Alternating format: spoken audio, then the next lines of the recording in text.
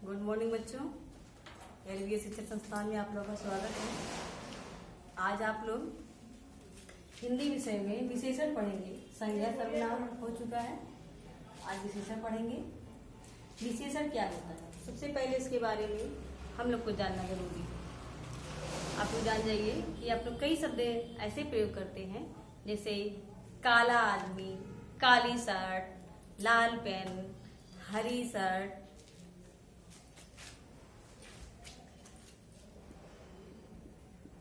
काली गाय, कई सारे उदाहरण हैं। काली गाय, नीला पेन, गर्म चाय, 4 किलो। आप लोग कभी कुछ खरीदे जाते हैं, 4 किलो चीनी,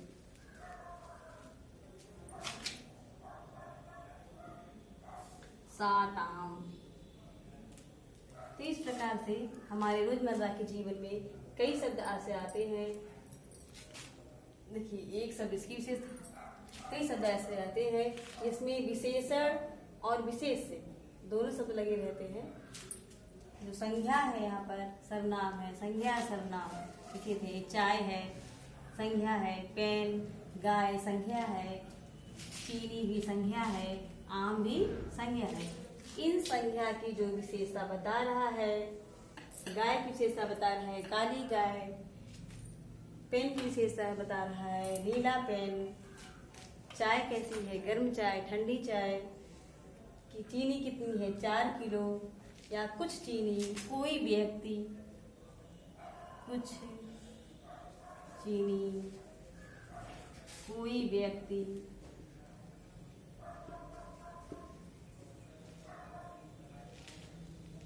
ऐसे शब्दों को जब हम देखते हैं तो एक शब्द यहाँ पर संज्ञा या सर्वनाम होता है और दूसरा शब्द जो इसकी विशेषता बता रहा है वह विशेषण है। इस प्रकार से संज्ञा या सर्वनाम की विशेषता बताने वाले शब्दों को विशेषण कहा जाता है।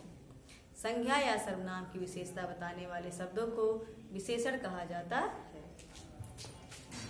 परिभाषा देखो, उदाहरण तो ढेर सारे हो गए।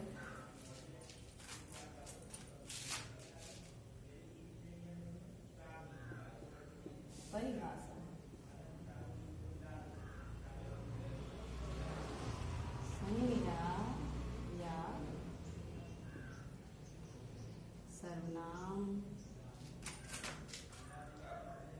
की विशेषता बताने वाले शब्दों को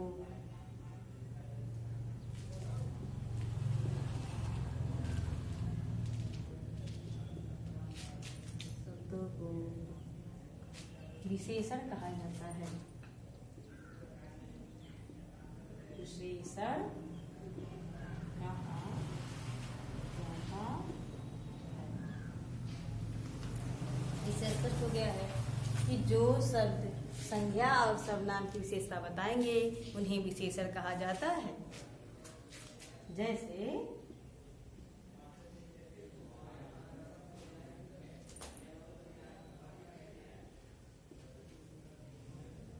हरी साड़ी संज्ञा हो गया है और ये विशेषण। काली गाय संज्ञा हो गया, ये विशेषण। तो इस प्रकार से काली, नीली, मोटा, पतला, कुछ, कोई, यहाँ, यहाँ घर, वह आदमी, वहाँ, यहाँ, वहाँ आदि। जैसे काली, नीली, मोटा, पतला, गोरा, काला आदि कई शब्द होते हैं जो विशेषण कहलाते हैं। संज्ञा सर्वनाम की विशेषता बताने वाले शब्दों को विशेषण कहा जाता है और जिन शब्दों से संज्ञा और शब्द की विशेषता बताई जाती है उसे विशेषण कहा जाता है। अब विशेषण के प्रकार।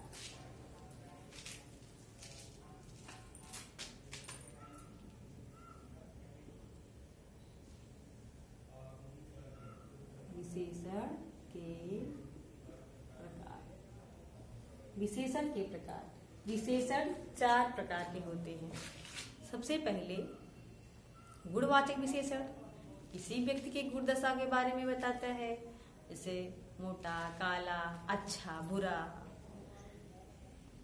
फिर संख्यावाचक, एक व्यक्ति, 2 व्यक्ति, 3 आदमी, 4, 5, 6, 7, क्रम भी होता है उसमें, 1, पहला, दूसरा, तीसरा, 3, 4, 7वां, 8वां, और कितने आदमी, कौन व्यक्ति, कैसा व्यक्ति आदि होते हैं। तो कभी कभी इन सभी के आधार पर विशेषण को कई भागों में बांटा गया है। नंबर 1, विशेषण के भेद या प्रकार। गुणवाचक विशेषण। गुणवाचक विशेषण। दूसरा संख्यावाचक विशेषण। संख्यावाचक विशेषण। तीसरा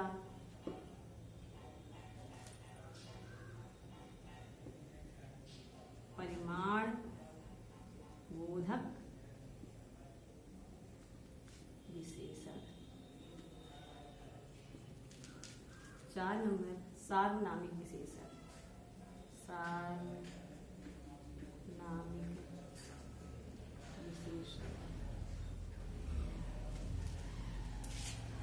विशेषण के 4 भेद होते हैं। गुणवाचक विशेषण, संख्यावाचक विशेषण, परिणामवाचक विशेषण और सार्वनामिक विशेषण। गुणवाचक विशेषण। सबसे पहले गुणवाचक विशेषण, जैसा कि नाम से पता चल रहा है, गुणवाचक विशेषण जिस संज्ञा सर्वनाम शब्द से व्यक्ति के गुण, दशा या स्थिति का बोध होता है उसे गुणवाचक विशेषण कहते हैं। जैसे काला व्यक्ति, अच्छा व्यक्ति, बुरी लड़की, ईमानदार व्यक्ति।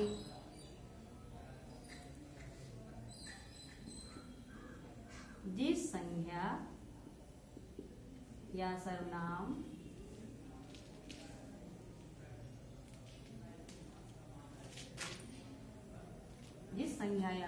से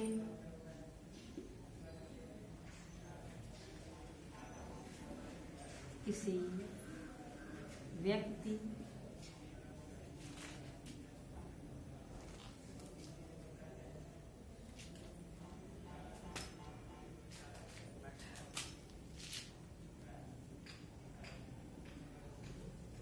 जिस शब्द से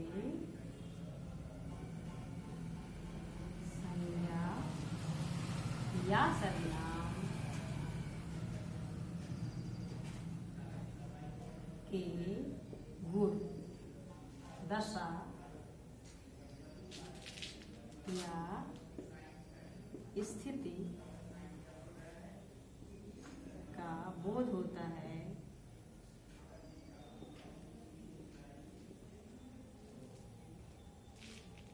गुणवाचक विशेषण कहलाता है। गुणवाचक विशेषण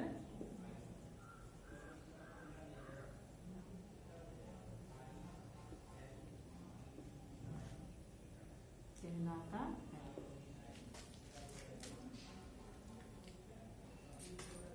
जिस शब्द से संज्ञा और सर्वनाम के गुण, दशा या स्थिति का बोध होता है वह गुणवाचक विशेषण कहलाता है।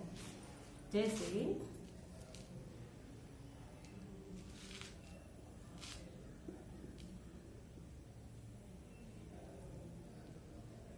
अच्छा आदमी,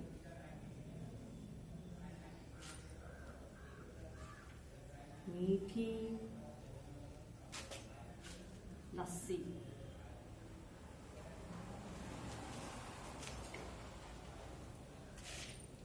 ईमानदार व्यक्ति।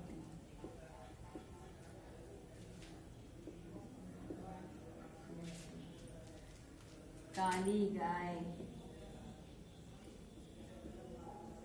आदि।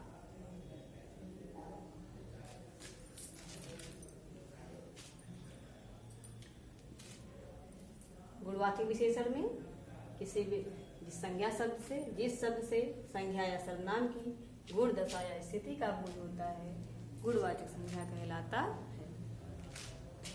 अगला देखते हैं।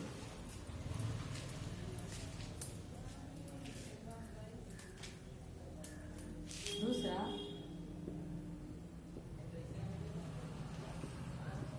संख्यावाचक विशेषण।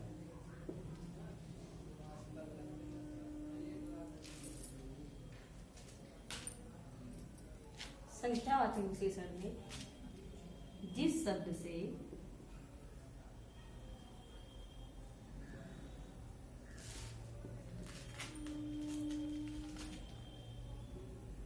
संज्ञा या सर्वनाम की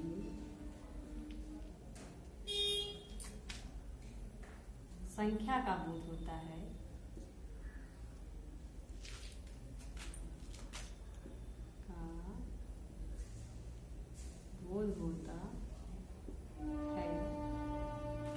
संख्यावाचक विशेषण कहलाता है। संख्यावाचक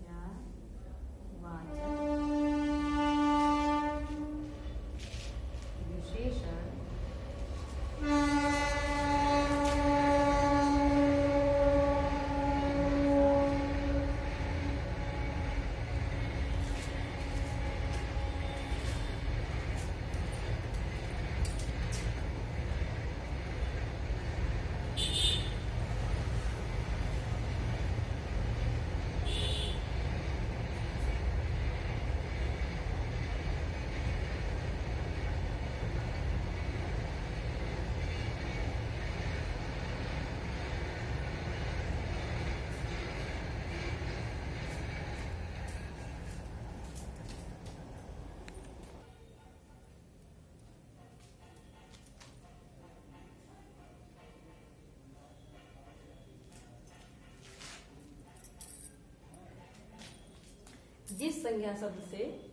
जिस शब्द से संज्ञा या सर्वनाम की संख्या का बोध होता है, संख्यावाचक विशेषण कहलाता है। ये भी दो प्रकार के होते हैं। पहले नंबर 1, निश्चित संख्या। निश्चित संख्या वाचक विशेषण।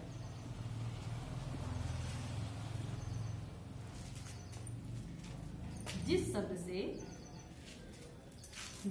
से संज्ञा और सर्वनाम की निश्चित संख्या का बोध होता है, वह निश्चित संख्यावाचक विशेषण कहलाते हैं। जैसे 4 व्यक्ति,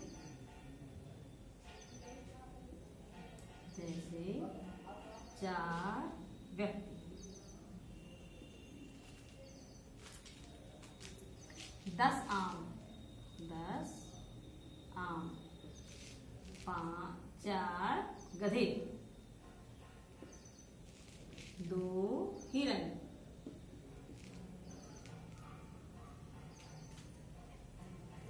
100 लड़के,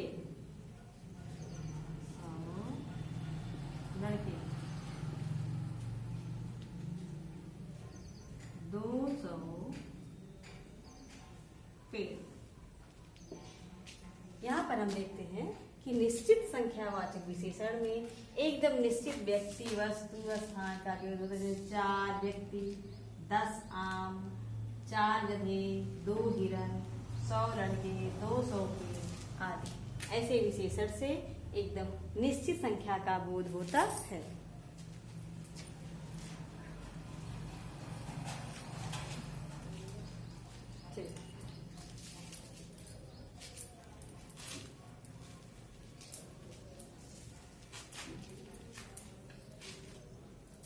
अगला देखते हैं अनिश्चित।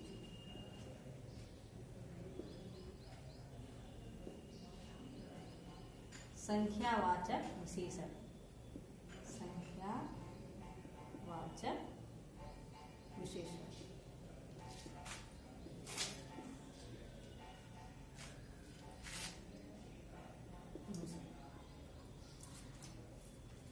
जिस शब्द से संज्ञा या सर्वनाम की अनिश्चित संख्या का बोध होता है वह अनिश्चित संख्यावाचक विशेषण कहलाते हैं। जैसे कोई व्यक्ति,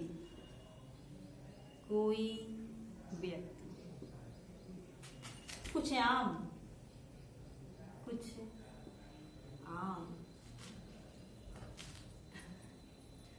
आदमी,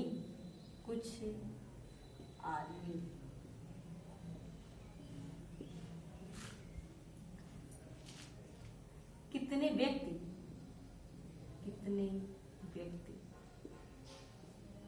आदि। अब इस प्रकार देखते हैं, कोई व्यक्ति, कुछ आम, कुछ आदमी, कितने व्यक्ति। इन शब्दों से ये नहीं पता चल रहा है कि कौन व्यक्ति है, कितने आम है, कितना व्यक्ति है, मतलब 1 2 3 4 5 कितने, कुछ आदमी है, संख्या का बोध नहीं हो पा रहा है। कितने व्यक्ति, 2 4 5 6 8 10 हैं, ये भी बोध नहीं हो रहा है। कौन लड़का आया हुआ है, इसका भी नहीं बोध हो रहा है। चाय में कुछ गिर गया है, ये भी नहीं पता चल रहा है। दरवाजे पर कोई दरवाजा खटखटा रहा है, इसका भी पता नहीं चल रहा है। तो इस प्रकार से अनिश्चितवाचक संख्या विशेषण में जिस शब्द से संज्ञा या सर्वनाम की अनिश्चित संख्या का बोध होता है वह अनिश्चयवाचक संज्ञा कहलाते, अनिश्चयवाचक विशेषण कहलाते हैं। आदि।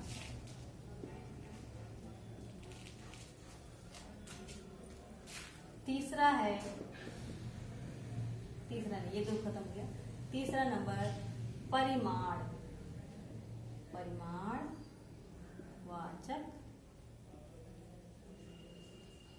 विशेषण।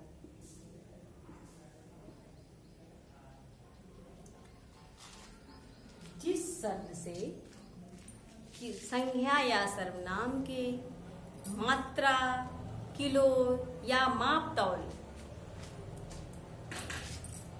का बोध होता है परिमाणवाचक विशेषण कहलाता है। जिस शब्द से संज्ञा या सर्वनाम की मात्रा,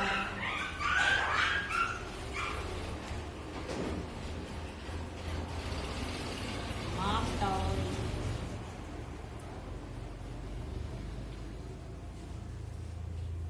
आदि का बोध हो परिमाणवाचक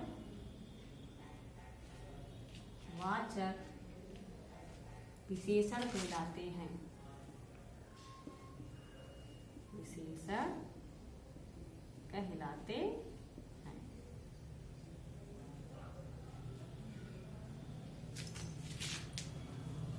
परिमाणवाचक विशेषण क्या है कि जिस शब्द से संख्या या सर्वनाम के माप तौल,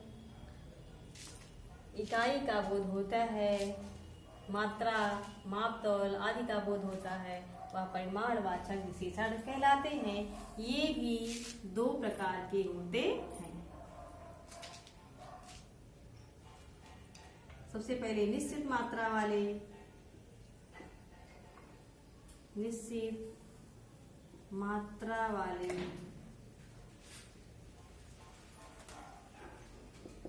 दूसरा अनिश्चित मात्रा वाले।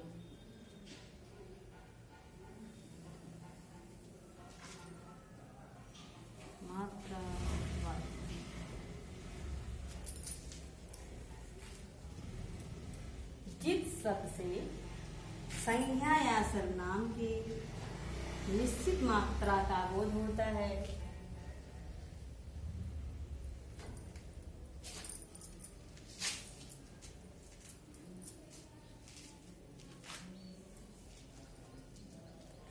जिस शब्द से संज्ञा या सर्वनाम की निश्चित मात्रा का बोध होता है वे निश्चित परिमाणवाचक संज्ञा कहलाते हैं, और जिस शब्द से संज्ञा और सर्वनाम की अनिश्चित मात्रा का बोध होता है वह अनिश्चित परिमाणवाचक संज्ञा कहलाते हैं। जैसे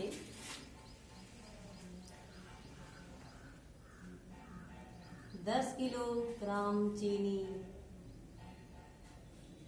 4 किलो चावल,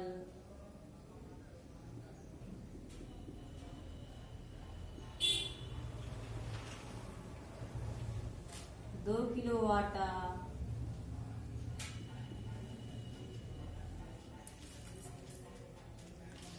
4 मीटर कपड़ा, 2 मीटर कपड़ा, 10 किलो आटा, 4 लीटर दूध, 10 लीटर पानी। जब तो इन शब्दों से हमें पता चल रहा है कि इन शब्दों से संज्ञा या सर्वनाम की निश्चित मात्रा का बोध होता है, इसलिए ये निश्चित मात्रा वाले परिमाणवाचक विशेषण कहलाते हैं। दूसरा है अनिश्चित मात्रा वाले अनिश्चित मात्रा वाले परिमाणवाचक विशेषण। जिस शब्द से संज्ञा और सर्वनाम की अनिश्चित मात्रा का बोध होता है वे अनिश्चित परिमाणवाचक विशेषण कहलाते हैं। जैसे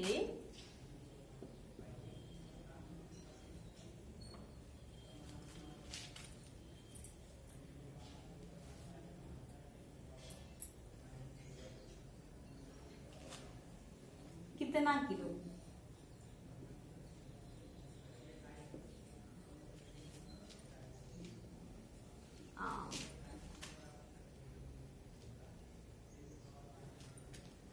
कुछ पाव चीनी,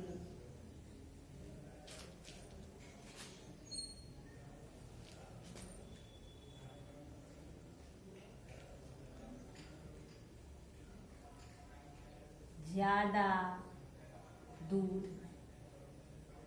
कम पानी। देखिए इससे पता चल नहीं रहा है कितना किलो आम है, कितना पाव चीनी है, कितना दूध है, कितना पानी है, ज्यादा दूध है कि कम पानी है। और ऐसे निश्चित मात्रा का बोध नहीं हो पा रहा है। इस प्रकार से ऐसे शब्द अनिश्चित परिमाण बोधक विशेषण कहलाते हैं। एकदम क्लियर हुआ आप लोग को? इस प्रकार से परिमाणवाचक विशेषण दो प्रकार के होते हैं, निश्चित मात्रा वाले परिमाणवाचक विशेषण, अनिश्चित मात्रा वाले परिमाण विशेषण। जिस शब्द से निश्चित मात्रा वाले संज्ञा और सर्वनाम की निश्चित मात्रा का बोध होता है वह निश्चित मात्रा वाले परिमाणवाचक विशेषण कहलाते हैं, और जिस शब्द से संज्ञा और सर्वनाम की कोई निश्चित मात्रा का ज्ञान नहीं हो पाता है वह अनिश्चित मात्रा वाले विशेषण कहलाते हैं। चौथा देखते हैं।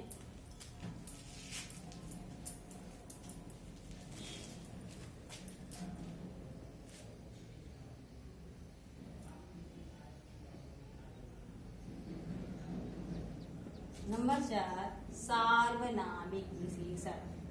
सार्वनामिक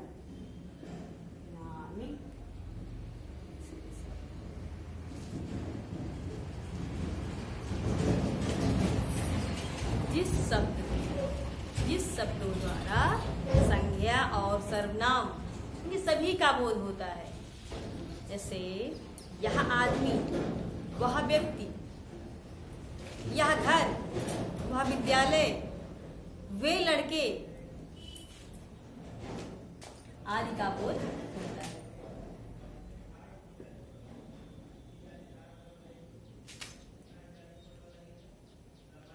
जिस शब्द द्वारा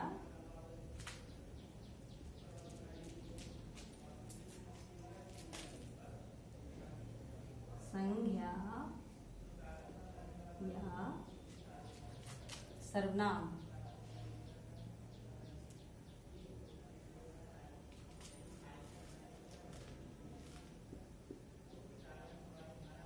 सभी की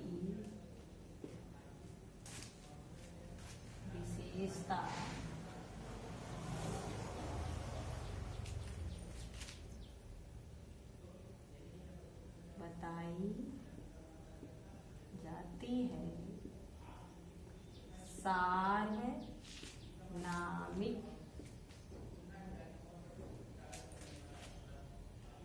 विशेषण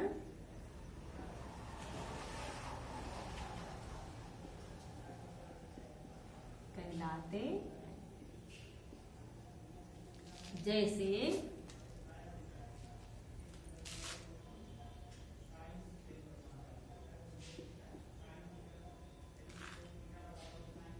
यह आदमी, वह विद्यालय,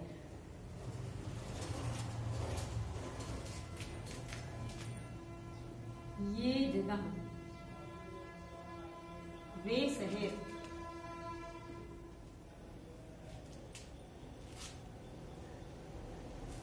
यह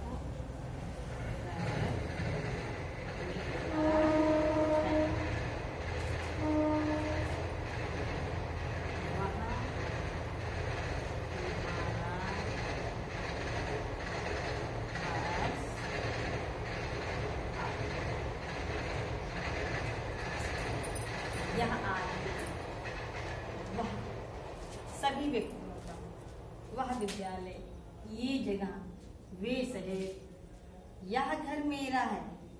एकदम निश्चित हो रहा है कि यह घर मेरा हो रहा है, उसे सार्वनामिक विशेषण कहते हैं। लेकिन जिन शब्दों द्वारा संज्ञा और सर्वनाम सभी की विशेषता बताई